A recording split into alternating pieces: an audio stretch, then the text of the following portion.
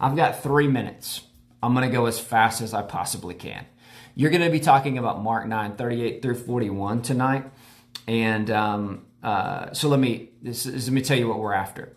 We're after walls of division coming down, tables of unity being built out. Let me explain.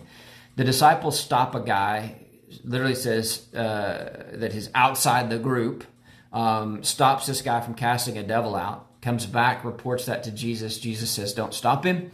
If he's not against us, then he's for us. Don't stop him.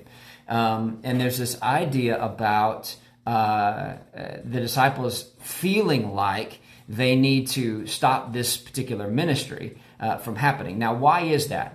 I think it doesn't take a whole lot, but just a little bit of insight into what's motivating the hearts of the disciples. Literally, a few verses before this, they're in an argument about who's the greatest. Okay, who's the greatest in the kingdom? That's what they're fighting about.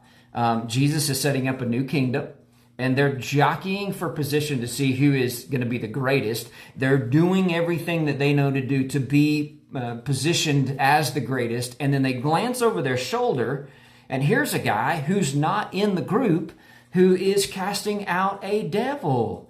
That is a threat. That's what we would call that, a threat. That is somebody who is, well, you're not even close to him, and here you are out casting this devil. You have no business being able to do that. I must go stop you, and so that I can protect what I'm building over here, right? And this is how churches and communities, man, like this is how they can end up fighting, right? Well, I can't let you be successful because if you're successful, then I'm not successful, and then what if I'm not the greatest in the?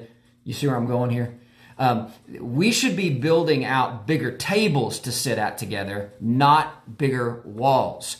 Now, you say, how does this play out? You're going to spend a lot of time in conversation about that. But I do want to just, if I can, share the story. Maybe we can sense the emotion. Let's say you're the guy casting the devil out. Okay, and I illustrated this on Sunday, but I just think it's so powerful. So let's say that this is this person that was possessed with the devil is somebody that you deeply care about. You love them. You've been praying for them, man, and hoping that they could get with Jesus, and the crowds have been so big that they can't get to him, and man, it's your son, it's your daughter, it's your nephew, or it's somebody that you care about, and you just get this unction. You're like, Lord, in the name of Jesus, that one that I've seen cast out devils, in his name, please, please, please heal my son, my daughter, my nephew. Please heal. And then the Spirit of God does it. Like the Spirit of God does it. And you're rejoicing, your family's around rejoicing, and here comes the people who are closest to Jesus.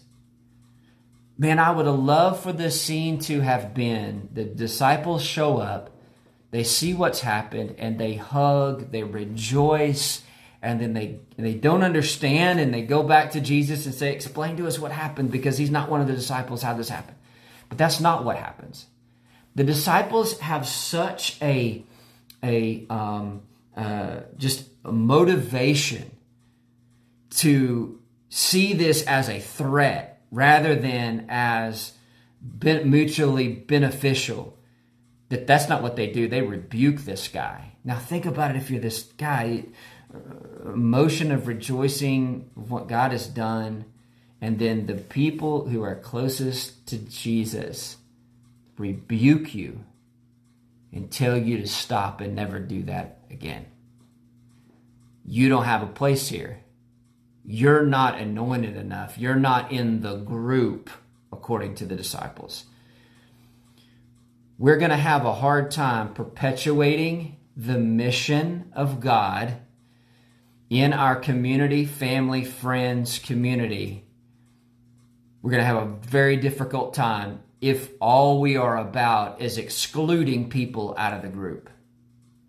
We ought to be rejoicing in what God does and bringing people into the group. Again, build or destroy walls of division.